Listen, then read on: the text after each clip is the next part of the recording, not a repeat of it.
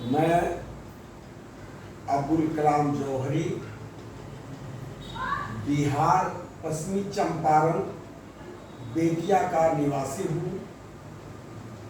मैं इस देश की आम जनता और कांग्रेसी भाई बहनों को, नेताओं को अपने दिल की बात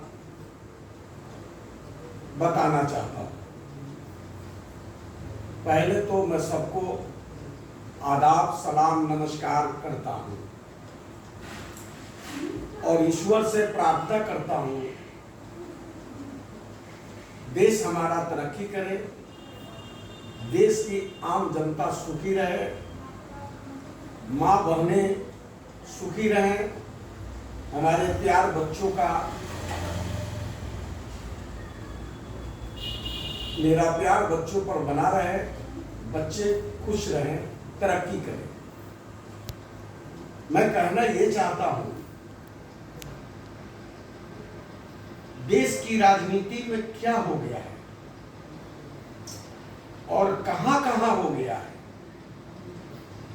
कहना मुश्किल हो गया है। पहले राजनीति का मतलब था राष्ट्र सेवा, जनता की सेवा, अपनी इंसानियत को प्रकट करना, किसी के दुख से दुखी होना, सुख से सुखी होना, अपने पार्टी के शिष्टाचार मेंटेन करना,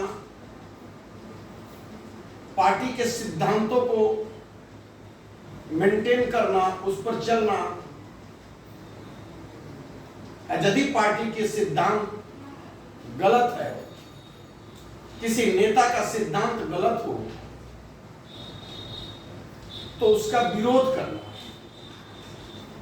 यही इंसानियत है, यही सेवा है। लेकिन मैं छात्र जीवन से जवाहरलाल नेहरू, सरदार पटेल, मौलाना अब्दुल कलाम आजाद, जगजीवन राम, महान हस्ती भीमराव अंबेडकर के सिद्धांतों को पढ़ा और समझा और कांग्रेस ज्वाइन कर समाज सेवा में लीन हो गया।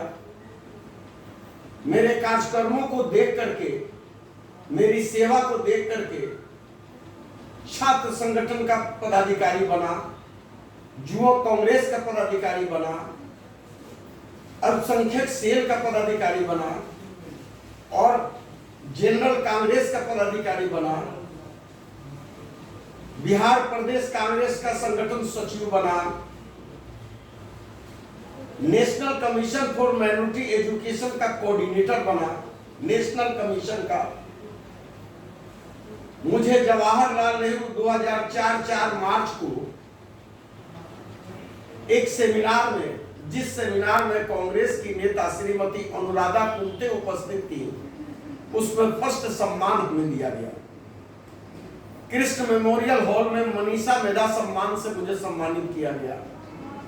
मेरे कार्यक्रमों को देखकर बेतिया के पूर्व एसपी अनिल किशोर यादव द्वारा मुझे सर्वश्रेष्ठ सामाजिक कार्यकर्ता का खिताब मिला। इंडियन नेशन अखबार के चीफ द्वारा हिंदू मुस्लिम एकता का सम्मान मिला और छोटे छोटे सम्मान बहुत मिले हैं।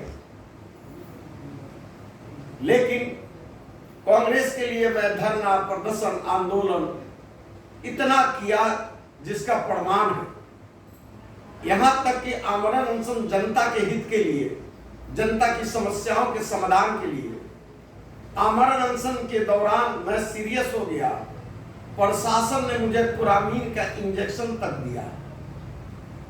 उसके बाद भी दुख इस बात का है, 46 साल कांग्रेस की सेवा करते हुए हो गया, आज तक कोई मुझ पर दाग नहीं है। मैंने किसी को धोखा नहीं दिया, किसी का 2 रुपया ठगा नहीं, इंसानियत का परिचय दिया, कांग्रेस के सिद्धांतों पे चला। लेकिन हमें टिकट क्यों नहीं दिया गया? इसलिए कि मैं गणेश परिक्रमा नहीं कर सकता, गिफ्ट नहीं दे सकता। क्योंकि पहले जो प्रभारी आते थे गिफ्ट पर ज्यादा ध्यान देते थे, गणेश परिक्रमा पर ध्यान देते थे, उनका सेवा सत्कार होता था, ध्यान देते थे। तो कुछ अच्छे नेताओं को छोड़ करके बाकी वैसे ही लोगों को टिकट दे दिया जाता था, जिसके कांग्रेस का ये हाल हुआ। और पार्टियों में जो अवगुण है वो है, लेकिन कांग्रेस में ये अवगुण कहां से आया? इस पर चिंतन मनन मंथन करके राष्ट्रीय नेता श्री राहुल गांधी, राष्ट्रीय कांग्रेस के अध्यक्ष श्री मल्लिकार्जुन खड़गे जी, प्रियंका गांधी और भी हमारे नेताओं ने रिसर्च किया और सोचा कि ऐसे प्रभारी नियुक्त किए जाएं जो प्रभारी कंस्टिट्यूएंसी में जा करके रिसर्च करें और रिसर्च करके ऐसे व्यक्ति का नाम दे जो व्यक्ति समाज सेवा में अपना जीवन समर्पण किया हो, छवि में कोई दाग नहीं हो, पुराना कांग्रेसी हो, उसके सीनियरिटी के हिसाब से उसे टिकट दिया जाए ताकि जनता का वोट मिले। क्योंकि जनता के अदालत में जाने के बाद जनता सब रिसर्च करती है, जनता सब देखती है। ये अलग बात है, कुछ घटनाएं ऐसी घटती जा रही हैं जो जात पात दंगा फसाद ऊंच नीच को देख करके लोग वोट दे देते हैं, जो देश के लिए, समाज के लिए, आने वाले जनरेशन के लिए खराब है। लेकिन कांग्रेस ने क्या किया है? आज जो भी प्रभारी आए थे, किस बात से प्रभावित होकर के नए लोगों को, जिनको कांग्रेस में कोई योगदान नहीं, बैकग्राउंड अच्छा नहीं, समाज सेवा में कोई उनका योगदान नहीं, उनको टिकट दे दिए, अच्छे लोगों को छोड़ दिए। मेरा ही नहीं, मेरे जैसे बहुत से कांग्रेसी आज सोचने पर मजबूर हो गए, ये क्या हो रहा है, क्यों हो रहा है, कैसे हो रहा है, क्या होने से फायदा है, क्या पार्टी को फायदा हो जाएगा, क्या जनता को फायदा होगा? तो जनता की अदालत में आने के बाद तो जनता सब देखेगी, सब समझेगी, तभी पार्टी का भला होगा, समाज का भला होगा।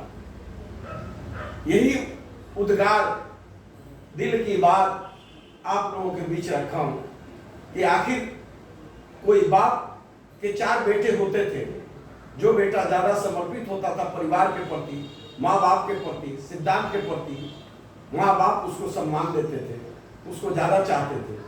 लेकिन आज क्या हो रहा है? ये खामोश मिजाजी हमें जीने नहीं देगी, ये खामोश मिजाजी हमें जीने नहीं देगी। अगर इस दौर में जीना है तो झूठ के विरोध, गंदी चीजों के विरोध को आराम मचा, तभी सुधार हो सकता है, वरना नहीं हो सकता है। बहुत बहुत शुक्रिया। जय हिंद, जय भारत।